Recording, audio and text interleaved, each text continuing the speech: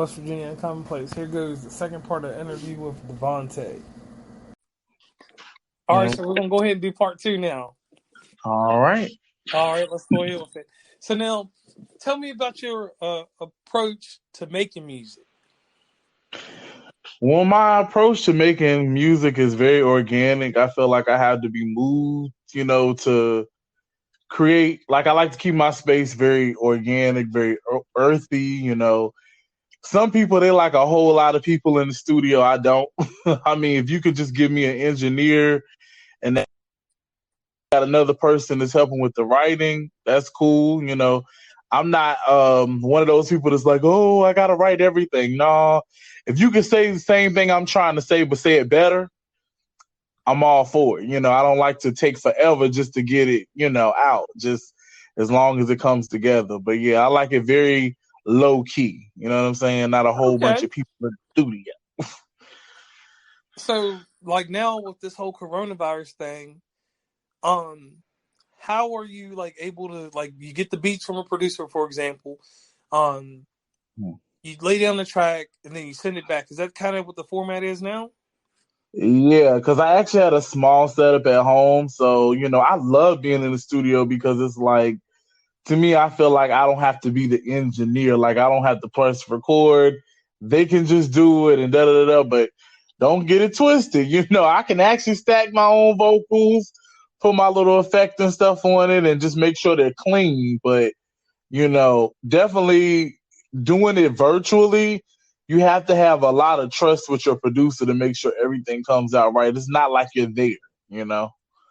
So how long does it take for you to establish this trust with someone? Like, say, like if you and we'll just say example Joe gets out here and he does good on 2 songs, but the third song that he's mastering for you, because we'll use that as the term, we won't say mixing and everything else, but he's mastering the third song and he just does something crazy with it. What happens after that?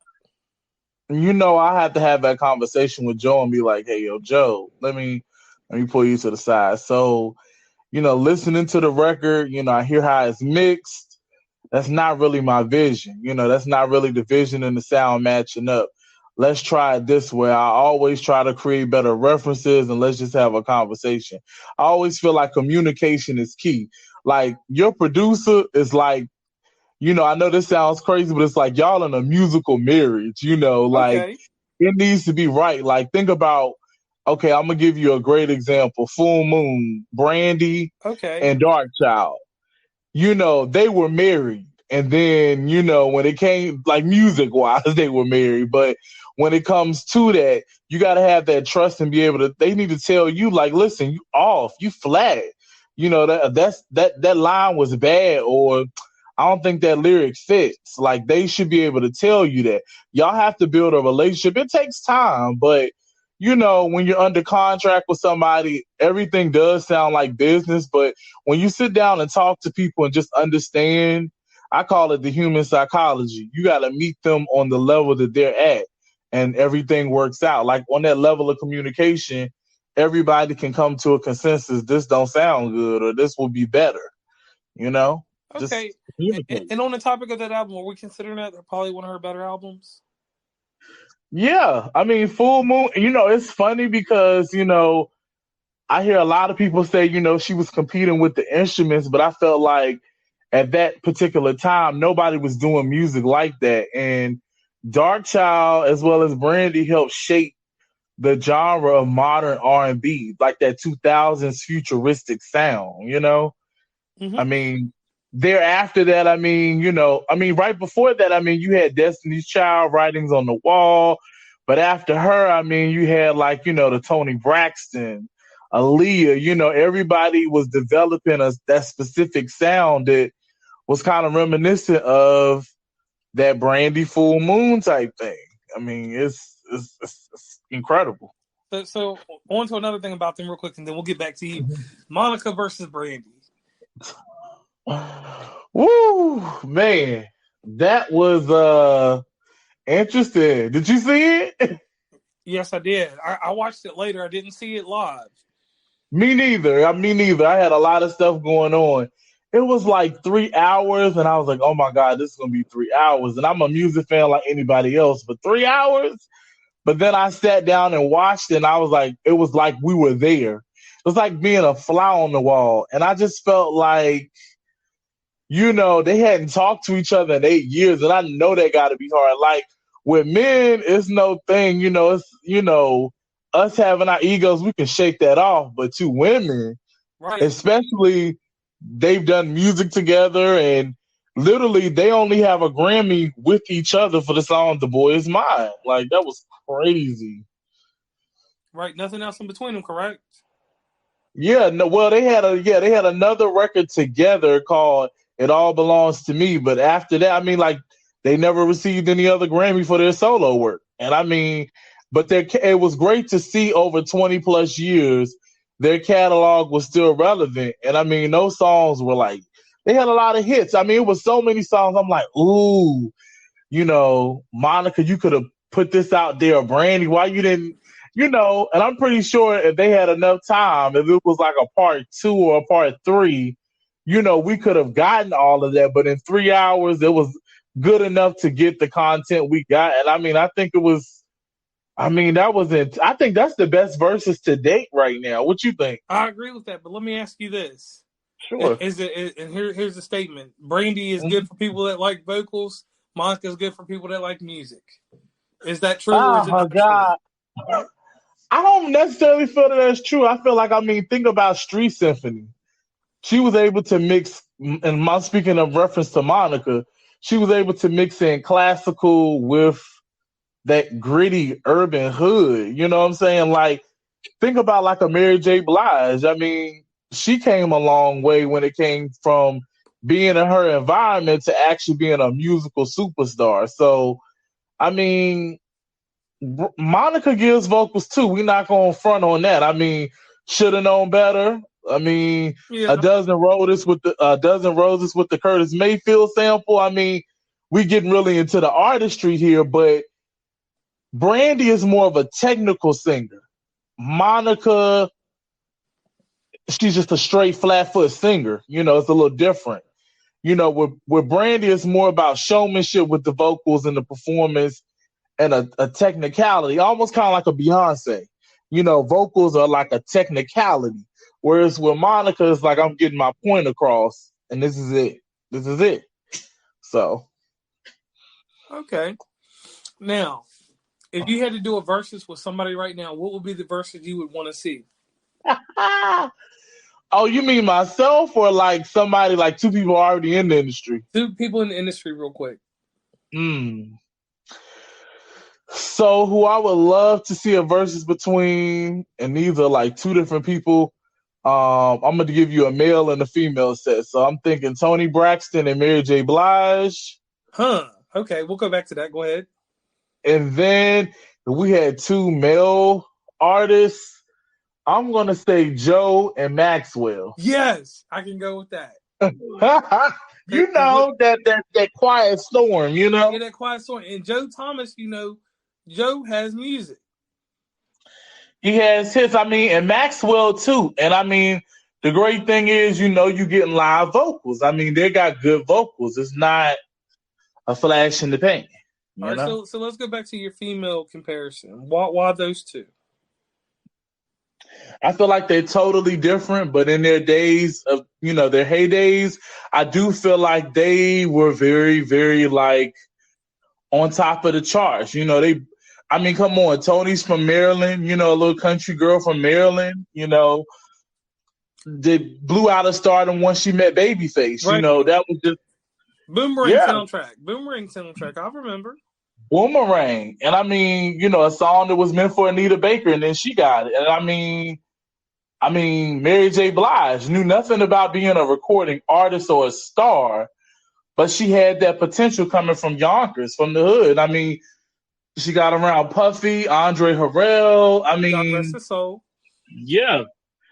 And she was able to make, her royalty out of where she's from. Like, she literally took ghetto and made it ghetto fabulous.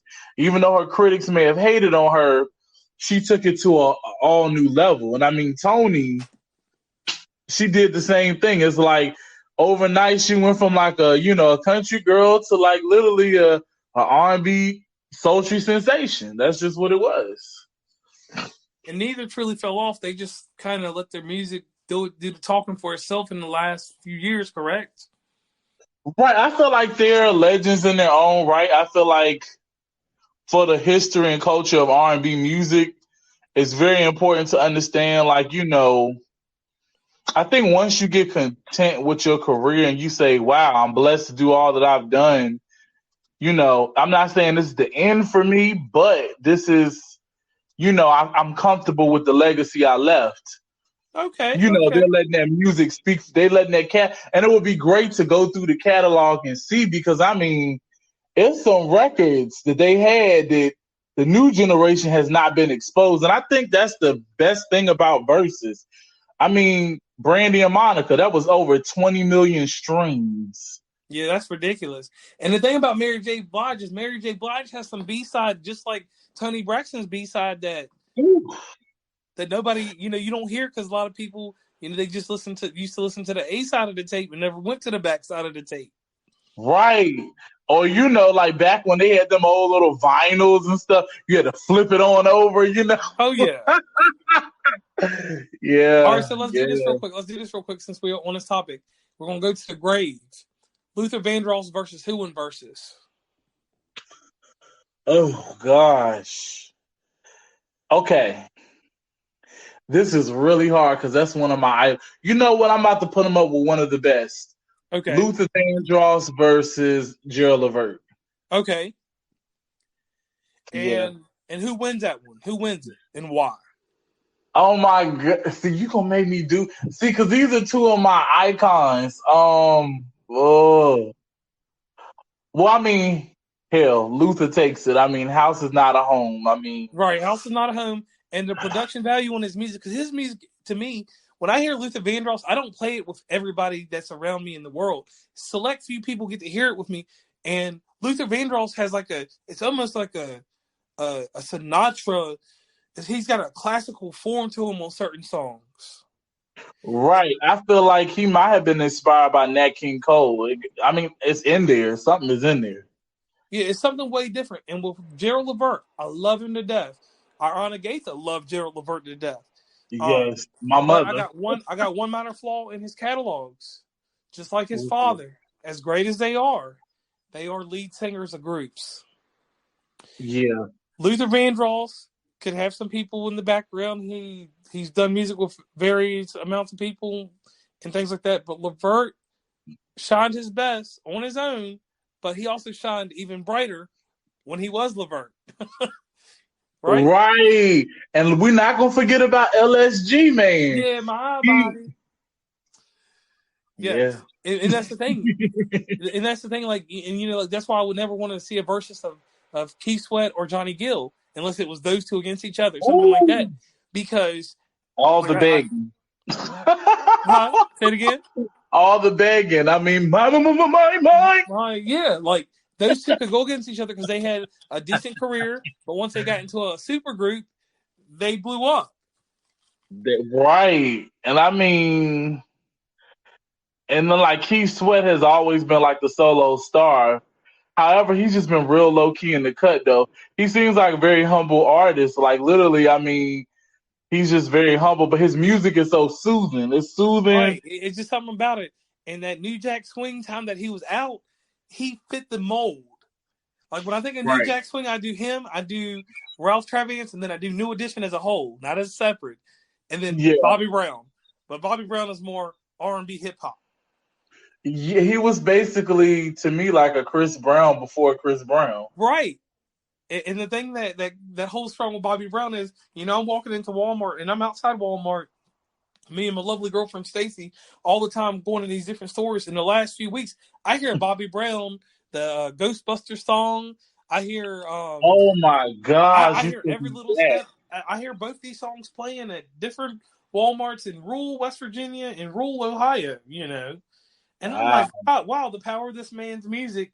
Even though what happened later on in life. All right, so here's our next one from the graves. Whitney Houston versus who? Who you gonna do this? Can you really put somebody up against her? You really can't. But if we really going to do it, ah, Are we pulling out Aretha? Or does Whitney beat her? Because no, Whitney, no, we ain't gonna jump the gun because that's the queen of soul. All right, this is what I'm gonna do. And Whitney is the voice. I'm gonna do you one better. Whitney Houston versus Celine Dion. Boom, okay, I can see that. Whitney Houston boom. blows her out the dust. I mean, yeah, but I mean, have you heard All By Myself? I Yeah, remember one holiday I was by myself and I listened to that song, and that song made me want to cry. I was like, wait a minute, hold on, what's going on with me? A grown man. But Celine Dion, yo, she has no cut cards either. I mean, her strength is like vote live, Vegas. she's amazing. And the one thing I do like about her, out of any artist ever, Celine Dion knew when to leave the scene.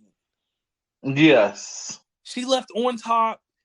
She went to Vegas and making her money, doing what she's doing, but she never just came back out here to do a little posse cut, get a little extra money here and there. Nah, she made her music. Her music keeps going. You know, And see, that's what artists gonna have to learn in this generation. You brought a good point up. Like, I see artists like a Patti LaBelle. I see artists like a, you know what I'm saying, Celine Dion. You know, everybody is like, you know, the fans want new music. They might put out a Christmas album, or they may do like, you know, a specific genre. They want like a gospel or something like that, or maybe even just one single. Just say, hey, you know, this is for the fans, but touring and doing all of that, to me, that's like, once you get to a certain level of impact, you want to leave that legacy behind. Leave on a high note. Don't, you know, some people wait until, you know, the health is not the best to want to put music out, and they want to wait till the voice is not in good shape, and that can cause. and I can clearly tell you somebody that's like that, and that's Britney Spears. Britney Spears is that woman. She has outlasted her time in the sun. She makes a You comeback know every what? 5 years. We like, okay, hashtag free Britney, hashtag justice for Britney. All right, you guys. So I don't know if you heard, but it's a lot of stuff that's going on with her estate, and basically the money is not really coming in like it should be because the father has control over it. And I don't know. I have a best friend that loves Britney Spears, so she keeps me real in depth with everything that's Well, going on. let's keep it real because we're natives of Amherst and stuff, but we're technically from Lynchburg. She dated a dude from Lynchburg, Virginia. Who? Britney Spears. Who? Like, I'm Britney trying to figure Spears. out. Britney Spears dated a golfer from freaking Lynchburg, and she was at neighbor's place in Lynchburg a few years ago. And from that point on, I knew that her star value was gone. Yeah, at that point, I mean, In we're from a country bumping 2013, down. she dated what was that cat's name? He was one of them what was the boy's name? Because they was at the freaking neighbor's place. David Lucido. Lucado. Whoa, You know I heard about that. Okay. the Lucidos are like a Liberty University LCA type group of people. But he was some kind of golfer, not even like famous golfer. He lived in Appomattox to go with everything. They dated for a few years. If she goes to that level to date him, I know I'm a local legend and a living legend in my sense for what I do in the world, and you are too. But for her to date this dude from Appomattox, But you know what? It was a big come out for him. So you know what? Shout out to the golfer, man. If you're hearing this right now, you know, sponsor your guys from Lynchburg. You know, keep it all in the hometown. You know, help us out. but my thing is, if she's a celebrity, she can have anybody she wanted. That's I what I mean, she knew. had Kevin Federline, and you see what happened there. But anyway, But that's why I said she's one person that stays in the spotlight too long. Look at Jessica Simpson. Look at Mandy Moore. Mandy Moore transformed, and she's now top billed actress on a TV show. wow, yeah. I You know. mean, But anyway, getting back to these verses, we're talking about Whitney Houston. Whitney Houston is the equivalency of Michael Jackson and Prince together to me. minus the dancing. Yeah, because she couldn't dance. Yeah, Whitney was from Newark, and you know she liked to get down at the cookouts but she wasn't getting down in the formation and choreography. That just Right, was except for "I'm Your Baby Tonight" when she was dancing in the mirror. yeah, that was dope. Right, That's called music video magic, kids. Just know that. Just right. So, like right now today, we're just talking about artists. Is there somebody that you listen to that's caught your ear? I mean, well, for the last 20 plus years, anybody that knows me knows I adore Beyonce. I adore the work ethic. I do feel like she is one of the last remaining artists from the era of Michael Jackson, Mariah Carey, Aaliyah, Brandy, all of the like the actual like And Luther Vandross. She got her and track Luther dance. Vandross, and she got a song with him, right? And she performed at Prince with Prince at the Grammys. Like, okay, let's go. I mean, it was crazy, And crazy. crossing over contemporary pop with a track with Justin Timberlake too.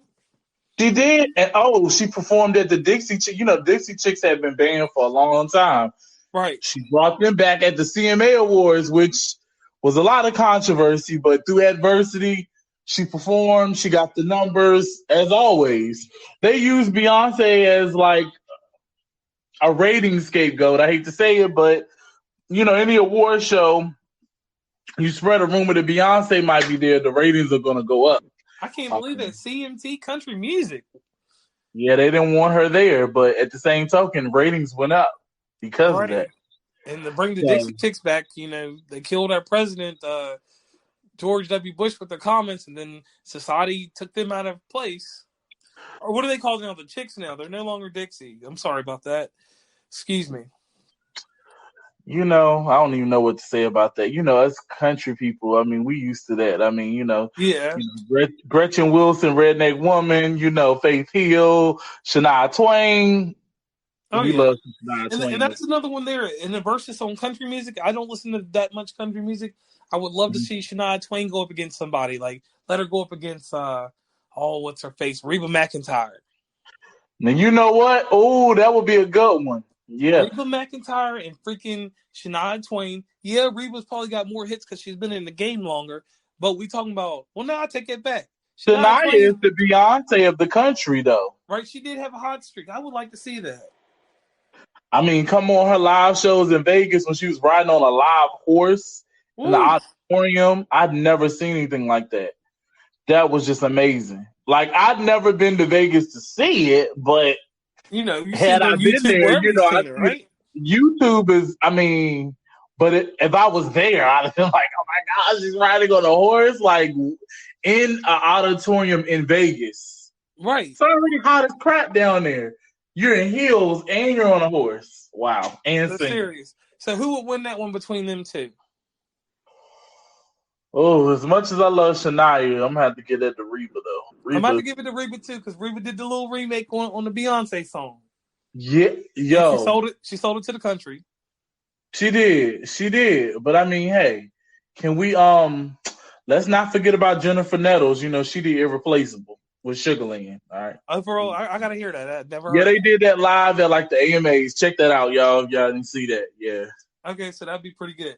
Well, once again, I want to thank you for coming back for part 2. We will have to pick this up and do it again sometime. All right. What I need you to come back with next time is some music. We want to hear something from you, Well, even if it's old. Give me a little something to give to the population. Okay. all right. Well, All right. we'll Talk to see you what we can later. All do. right. All right. Talk to you, man. All right. Peace. Thank you all for listening to West Virginia Commonplace. Got 2 more big interviews coming up this week. Then we'll have a few reviews. This is the first week of a 2-part podcast. Normally I will release it as fast as I can. Working with sound and editing, you want to make sure everything's right for the listener. And once again, I thank you all for listening. Don't forget about my sponsor, Anchor. They do a lot to help with your podcast, getting it across platforms.